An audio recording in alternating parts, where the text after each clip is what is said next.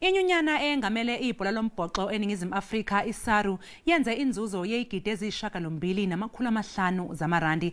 Lokhu kwenzeke nakuba umhlaba wonke ubhuqabhuqwa wubhubhane iCoronavirus. Emhlanganweni waminyaka yonke waleNhlangano kuhlaluke ukuthi ukulawula ngobuqotho imali leminyaka embalwa edlule kuyilekelele ukubhekana kangcono neCovid-19.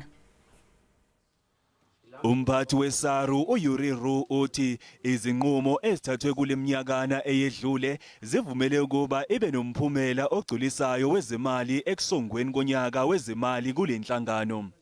iCovid-19 ibheduka nje iSARU ibisesimeni sezimali esingconywana.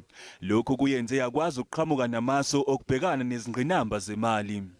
Kusukela ngo-2018 inzuzo yenhlangano eyengamele irabhi eNingizimu Afrika yanyuka ngo-2.5 wamaphesenti.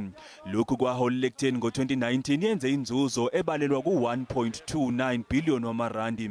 Ukwahlomulisa lenhlangano kwanda kwezivumelwano zokusakaza imidlalo, abaxhasi, ukunyuselwa isabelomali, imali yemshwalense, imhlomulo kanye neyenziwa ngomqhudelwano wama-sevens iHSBC Cape Town.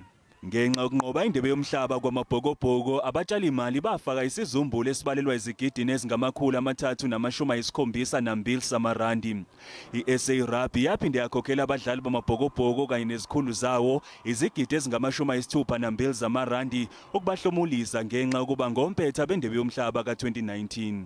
Ingamaphesenti angama-32 imali yasetshenziselwa izidingo zamalungu eSARU kanye nokubhekelela izidingo zabadlali.